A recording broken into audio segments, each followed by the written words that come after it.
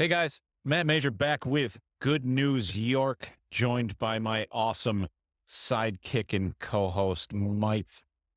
And we got two mics Yeah. on the mic. Mike Brindisi Today. and Mike Lisi. There you go. See, I'm bad at introducing people, by the way, so I put that on the guest. Yeah. I don't know if that's it. Introduce yourself. I'm always so worried. See, you got Lisi Google is a it. name that I can say. I could even if you put it in front of me, I would say it correctly. That is not the case for like 90% of other people. So I got in this thing when I started the Growth Mode Conversations podcast, where I was like, what I do is have you introduce yourself, and that way I can never screw up their name, at least on the first try. Not a bad tactic. The rest of the show I might, but anyway. Mike Lisi is here from Maltech Solutions, which you can see maybe in the background here. Hacking for good. Yeah. I think that kind of alludes to what you do. But Mike, tell us a little bit about yourself and your business here. Yeah. So Maltech Solutions, cybersecurity. We do a lot of offensive work, right? So businesses, too. yeah, they try. Oh, we're talking about something else. Oh, well, no, they hire us to try and break into all of their stuff, whether it's their computers, whether it's their buildings specifically, or even their web applications, their wireless networks, anything like that. So we try and emulate what the bad guys are doing and help them out before they actually get attacked, and let them know what they could be doing better. So this is that stuff that you see in all kinds of cool TV shows and movies, right? Like we're a top secret government agency and we're going to hire the best guy to make sure our system is rock solid. Hurry up. Give me that's like 30 seconds to break into the mainframe. That's literally his job. That's what this guy gets to do every day for real. And for good reason, right? Absolutely. Mike, what made you, was it the movie where you're like, I want to be one of those hacker guys in the movies? Or like, how did you, as a fellow nerd, I always love to hear your origin story. Like, how did you get into this? Sure. I was working a little while back for a government contractor, mostly for cybersecurity, offensive research and development. Okay. And one of the things we got to do was one of the government departments said, hey, we want you to test out some of our network equipment, everything like that, see what we can do. And I was very new to that. I didn't know what was involved. Yeah. But other folks on my team were really well versed on it. So I got to kind of see it firsthand. And after that, I was like hooked. So I decided just to focus completely on, offensive cybersecurity, started getting training, certifications, all those things, just like full pivot, and then just never look back. That's awesome. That's awesome. And now you're at the point where it's definitely not just you, right? You've got a team and a whole bunch of things happening. Yeah, we've been growing a lot. I started Maltech Solutions largely as a freelance operation. There was some other things that I was looking to participate in. Largely. So basically, it was just you offering your services for whatever you could do for folks, right? Yeah, exactly. So yeah, I just wanted to see who else I could work for, and then also work with a lot of college students to show them what I was doing in order to get them involved into the industry. Oh, cool. So trying to work like full time for another company and then balance all of that with the college students was really difficult. So Sure. I took a step back, and now it's just like I'm doing all of that stuff anyway now. So That's awesome. but yeah, I took on some people on my team that were looking to get in, train them up, had them do shadowing and everything. And now they're just like crushing it. They're doing an awesome job, and we're growing a lot every year. That's incredible. That's awesome. And I love to hear those stories. Yeah. So Mike, one of the things I don't know if we've mentioned yet on the show, but you are one of our Growth Mode content clients, and we are going to be helping you make content, make a podcast, and blow up your social media with a bunch of different things. And as part of that service, there'll be a consultation meeting that's happening this week, and that's a little just behind the curtain for folks that are listening. But tell us, Mike, a little bit about what types of things are folks going to see in your content, and really what are some of your goals with what we're going to put out there? Yeah, this kind of came up through one of our business meetings that we talked about. One of the things that we talked about is how can my business really get their name out there and just talk about the things that we do without it being super technical. And what I'm really hoping to show is how to just inform businesses about things that they can do just to better understand where their risks might lie, things that they can do to address it, and just talk about like the really high visibility things that are happening in the world and how those might come down and affect other businesses and stuff as well. So there's lots of just interesting little stories and little tips and tricks that, I've learned along the way and that I've really advised all my clients and everything about over the years. And so we just want to really get that out there a little bit more and see that we can help some more folks because, I mean, everybody's being targeted these days. It's really indiscriminate. It used to be, the big name companies, the big international companies and stuff, but now it's really just anybody's a target. So I think you make a phenomenal point right there. And that's something that I'd love to hang on for just a moment.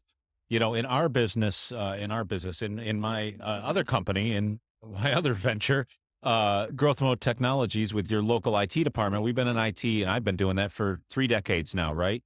And for the longest time, all we had to do in terms of cybersecurity was enable your firewall and make sure you had an antivirus. And that wasn't really all you could do, but it was the majority of what everyday users really needed to stay safe. That's just radically not the case anymore. And we've, in our everyday IT business, had to get aggressively into a basic level of cybersecurity for our clients so we can protect them. Because like you said, it used to be those big boys and now it's everybody, including very small local companies all over the place that are being targeted. And, one of the things that we do is the way we look at it is kind of the first line of support or the first level of protection. And I think that's something that's interesting for folks to grasp is as an IT provider, I don't, or IT providers in general, I should say, don't necessarily provide in-depth cybersecurity services. Right. And that's why there's organizations like Mike's that come in and step up. And really the way I look at it is, for the most part, we, and I say we as in, others in our industry as IT providers, we're kind of like your family doctor. We're the general practitioner, right? We know what we're doing. We're experts. You get us in and we'll look you over and, take care of the basics, but we also know when it's time to call in the specialist, the brain surgeon.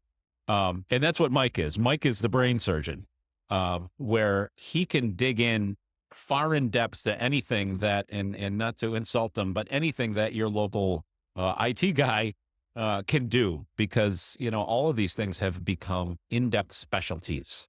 And as much as I know about technology, when it comes to the world of security, Mike would blow me away. And that's why we need these great people.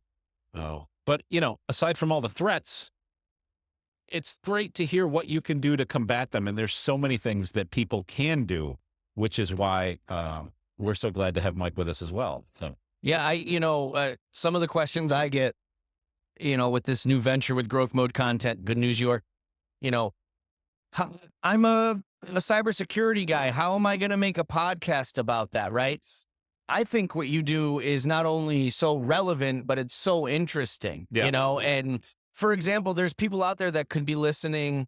My wife's grandmother fell for a trick where she was at the store ready to buy those gift cards. You know what I mean? And then she started to realize, wait a minute. And while the elderly are huge targets, I mean, there's people in our age group, even myself, who almost fall for these things now. And I think that's a facet to peel the curtain back some more that we can get into is how to avoid 100%. Those scams. And another thing that I would love, and peel the curtain back, I guess we're doing consulting now. I would love to have him live show us how he could hack into something so quick. So we had some previous discussions in that sort of, we talked about that, doing some just sort of demonstrations and things. And talking about the black market or what is it? The dark web. Yeah. There's so many of those different things that, while Mike's focus and even our focus in IT is on businesses and corporations and things of that nature, so many of the lessons and things that you talk about translate to individuals. Oh yeah, for sure. And there's a lot of overlap there too. I've talked to several people that have been in a situation where their business was compromised, but due to the fact of, breaching. Well, just choices in how they handled their passwords, it affected their personal life too, because it was all intertwined. They were using the same credentials. Yeah. So now all of a sudden, not only they're dealing with stuff on the business side, but their personal accounts are compromised. They're trying to deal with it on multiple fronts.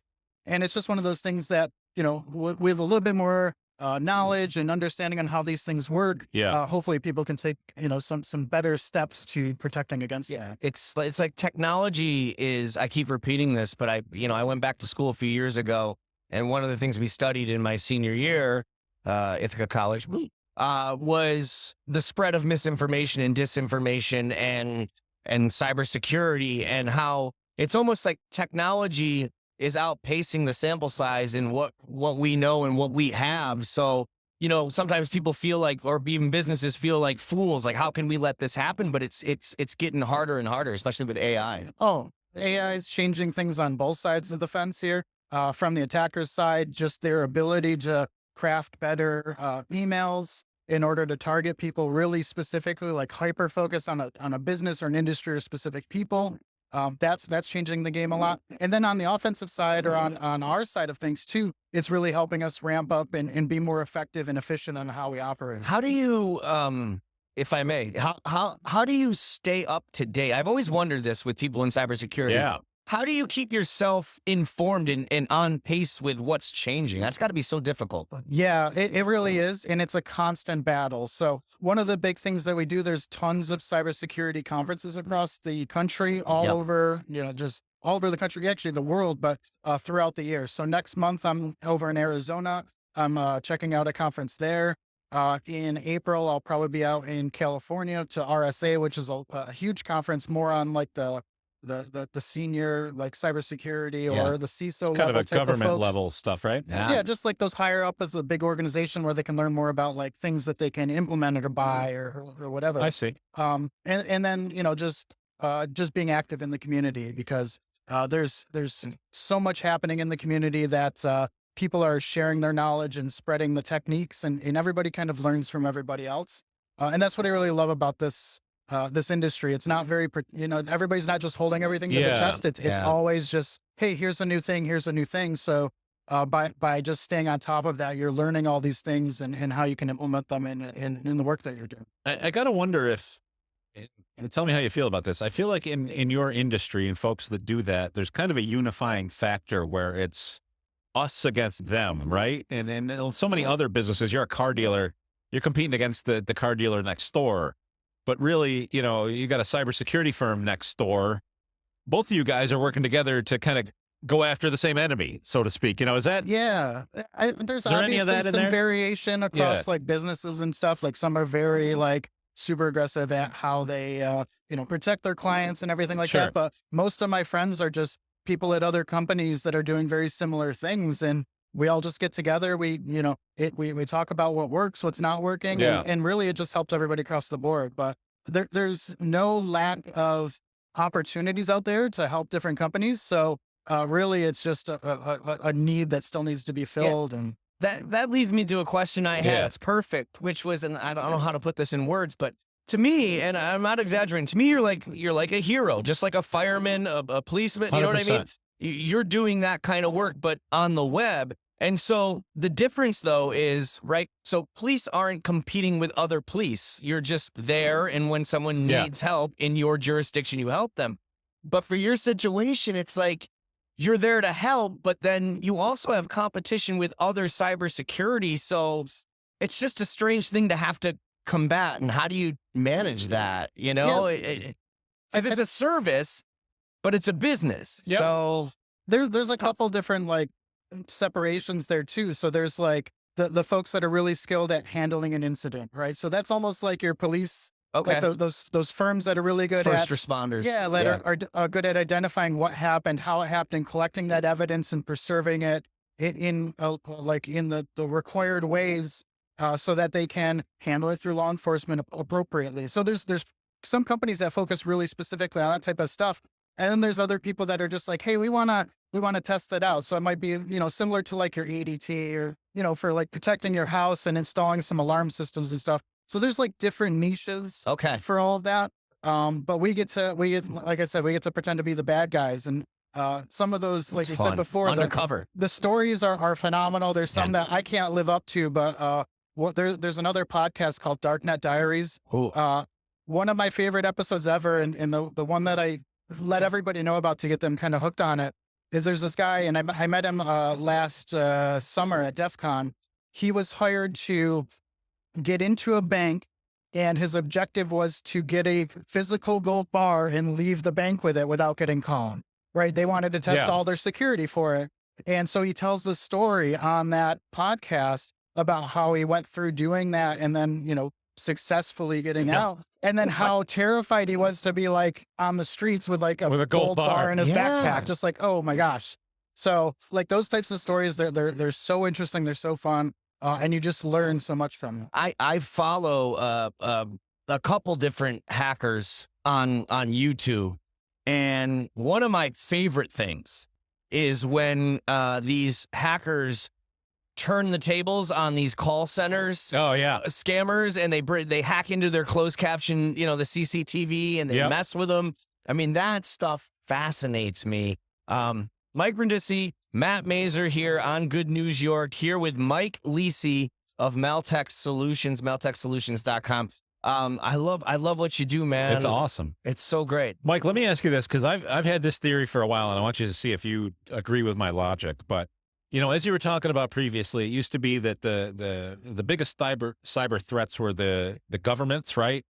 And your big corporations, folks with the deepest pockets. And then they've kind of worked their way down to medium to even small size businesses, right? Do you see a progression into individuals? Do you see these big time firms going after everyday people? That's hard to say. I don't know that individuals are really as specific of a target, unless they're probably like a celebrity level, something that has a payoff that's worthwhile to go after. I think you'll still see it being focused against basically any size organization, especially with things related to like ransomware and those types of attacks, because those, especially the smaller companies, they have so many fewer resources to protect against that. But they're also not really equipped to pay some of these high ransoms too. So there's really kind of a trade-off there. Okay. I still think people are going to be affected regardless. Right. But what you might see is, instead of it being more of like a targeted attack, it's probably just going to be more of these like put a malicious thing out on a Facebook ad, right? And try and collect people. Try to catch folks. Yeah, try and have people just be like, oh, I want to go and do that thing and put in my credit card. Almost the traditional scams. Yeah, exactly. So I don't see it as targeted scams, but just more prevalent of those. And as we talk about targeted, I think one thing to point out to a lot of folks is also from back in the day, we probably saw where a lot of it was random, right? Yeah. You had to click a link, or you had to type Google wrong and be routed to a nefarious thing. But nowadays, these organizations, and Mike, I'd love you to talk more to this, but they are like everyday companies with a sales team and a target list, and they don't just go after anybody, but they find these particular organizations and these companies, and they actually know what's up with them. They have an idea of their size, and when they make a ransomware request, it's sort of an educated guess that they've figured out what this company's worth and what they might actually be able to pay. It's not just some random number. Am I right on that, or am I? No, you're 100% right. And those are techniques that we implement when we're doing these assessments for companies. Is we'll go out and say, like, here's all the stuff that we could find associated with you, how we developed target list, how we gathered all the information, and a lot of it's just like very innocuous stuff. But then as you tie it all these little disparate things together, it creates this whole picture of like how we can really focus target you within just a really small amount of time, right? So we'll do this inside of a week, where we'll gather up all this information about them and look into other things that are affecting that company. One of the things that comes up is, you have somebody that's working at the office and they decide, hey, I need to create this document for my boss. So I'm going to go to Canva or something, and I'm going to sign up with my work account. Well, now that creates this new risk factor where if Canva gets compromised, right, now as an attacker, I can see, oh, this person was a user there. I have their password, and now I can go and try and break into their accounts at their actual business to see if they had reused that password or something like that. So now, like, these compromises, which you see constantly, are affecting so many other people because it creates these second level opportunities. Because what you broke into, it's like, you robbed the bank, right? And now you got the deeds to everybody's houses out of the safety deposit box or something. I've always wondered this too, Mike. So, I mean, the sad reality is in humanity and society is we tend to weaponize everything, right? Like credit cards were invented and then credit card fraud came, right? So there's obviously a huge need for cybersecurity. You hear about the normal scams like we talked about, people are obviously their end game, right, is to try to swindle you out of your money. But then I've heard about hackers that just do it for, I don't know what is the end game? Like when a hacker says, my goal is to break into this website, what is their end game? What are they so excited about? Is it like almost like an adrenaline junkie that likes to do death-defying things because they like the rush? Yeah. What have you encountered? I think you're definitely right. When I'm doing that from an assessment that I'm doing for a company, and I'm able to break in or do something, there is like that rush of it happening. So I can totally understand why somebody would get hooked on that and just want to do it indiscriminately and just, I don't care about the rules or the implications. So that's one part of it. The other part of it is like this bragging sort of thing. So they're just like, oh, I got into this company, I got this from them, whatever. And then there could be other motivations as well. Like, hey, they did something I didn't agree with, so now I'm going to go after them because I have the skills to do that. So they can do this from anywhere. And, it's a combination of any of one of those things. But really it comes down to there is that rush factor. I feel like we had a lot of that back in the day, like in the in the late 90s and things like that, when computing was coming up and there was so much, we had these computer viruses and there was ones that still have famous goofy names and things like that. But they weren't necessarily nefarious in terms of they didn't actually steal any data. They didn't even necessarily corrupt anything on your computer. Just mess with you. Exactly. They would mess with you. They would lock the screen up. They would do whatever. And that used to be the thing. That's kind of what I was referring to. Can I, as some kid in my room, get something to affect, go viral, literally, sort of, before that was a term. Yeah. And some of it was just more of an annoyance than everything else. But I think nowadays, and that was always the conversation at the time, oh, look what they did, but we're lucky they didn't do some of this. And now they're taking your data, taking control of your computers and things of that nature. Good News York here with Mike Lisi of Meltech Solutions. I have one more question, if that's okay. Sure. If you could tell people, whether it's a company or maybe a person, just individually, what are like the 2 or 3 basic things that anybody who is set up online should have to protect themselves? Just the very basics. I think that's something that we gloss over. That's important. That's a great question. Yeah, honestly, the number one, which is the thing that everybody hates, is passwords, right? Yeah, so your password managers are the way to go. So you have them built into the phones now. You don't have to do anything special. You got to remember, one, let that generate all your passwords for everything else. It keeps them unique, keeps them secure as far as like creating the ones of sufficient length and complexity, or the best rules that are available at the time. And then it really helps to make it still easy to log in and do those things. So that's number one. The second one is really just understanding that there's so many people and it's so easy to get targeted for some of these things that you really have to take a critical look at, when somebody's contacting you about, hey, here's an invoice that, it's supposed to elicit some sort of a panic response. Here's an invoice for this MacBook. Oh, I didn't order a MacBook. Like, what do I do? And it gives you a number. And it's like, I'm going to call and do that. That's exactly what they want. So take a step back and be like, well, I didn't order a MacBook. I'm going to look through this a little bit more closely. And then most of the times you can ignore those things. And then that helps you from, helps prevent from getting targeted or, just scammed from some of those things that are pretty prevalent. Awesome, man. Thank you. Well, one thing I want to mention is Mike brought up a great point about password managers. So like he said, there's built-in ones on your phone. Us as a business level, we've been a big fan of the Bitwarden password manager, but there's lots of others.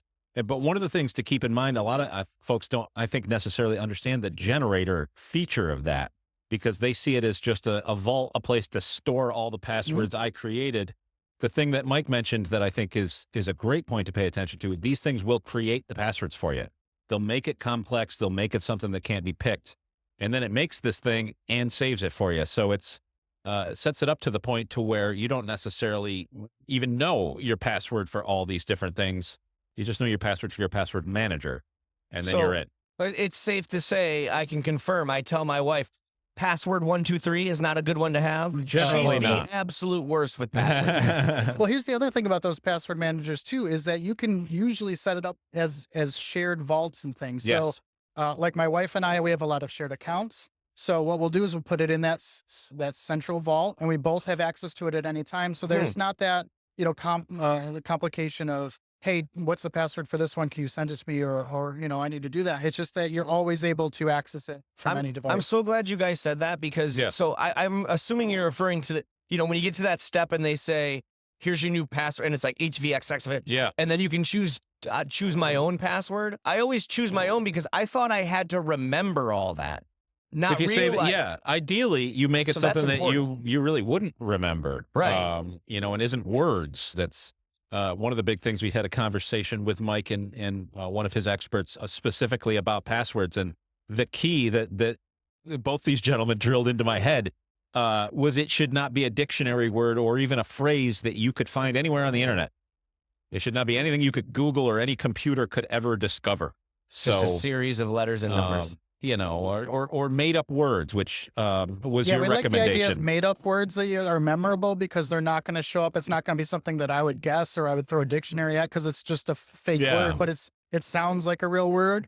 That makes it kind of easy to remember. And it really comes down to an attacker having to do like what's called brute forcing, like literally trying every character combination in order to get it. So that's a great way to do it, to keep it memorable. The ones that are really complex, capital letters, lowercase letters, numbers, all those things, super hard to crack and super hard to discover, super hard to remember. So, taking that length is the biggest thing. And then something that you can remember that's not just like a phrase or anything like that. And that's one of the things I'm hoping to show is, like, we have these what they call password cracking techniques. And we can show how we can go through like billions and billions of tests every second to show you how quickly some of these things can be. That's awesome. Yeah. I'm picturing right now there's like hackers that are going to watch this, and they're like Dr. Claw and Inspector Gadget, like, no, curse him. He's giving away our secrets. I love that. What a great reference. I haven't thought of that in years, man. So remember that, dude? Yeah. But really, this is all stuff that everybody's talking about too. Like, I'm not 100% distilling any secrets or anything like that. It's things that we talk about constantly, and we're all trying to help improve. So that's so important. You give me a TV reference, and all I can think of is, I don't know if you guys were MacGyver fans back in the day. Yeah. Not the remake trash, no, but the original MacGyver. I'll always remember this one episode where it was that scenario. There was this real secure high-tech building, and they hired the firm to have somebody try to see if they could beat it. Yeah. And MacGyver shows up, and he's there, and they're like, well, where's all his tools and all? He ain't got nothing with him, no equipment. That's why he's our best guy. I got a paper clip and bubble gum. That was it, Yeah. I'm like, damn, that's a job I want. Hey, some of those physical security tests too are very MacGyver-ish. Like some of the most unique things were just the most bizarre. Somebody showed me once they were trying to get into a motion sensitive door, right? But they were on the other side of the motion sensor. So they just used their vape and just like exhaled through the crack, and it kicked off the sensor and the door opened, right? So that was just bypassing the security in a really ingenious way. So, they really think outside the box in some of those. You know what's funny about that, and I'll tell you a story quickly, is we hear those things and you realize that, like, you don't have to be a genius, right? Geniuses will come up with these things and go, I got it. Nobody's going to defeat this. Yeah. And then, everyday folks or little kids blow a vape cloud and figure it out in seconds. And got you figured out. One thought I think about is very long ago, early in my career, I was working at a place where we were putting in new computers at a factory, right? And we were trying to lock them down so that people couldn't browse the internet. And this was when the internet was literally new. You didn't want these factory workers on the internet. So we created a way that would lock out an internet browser. So cool. You can't open Internet Explorer at the time, right?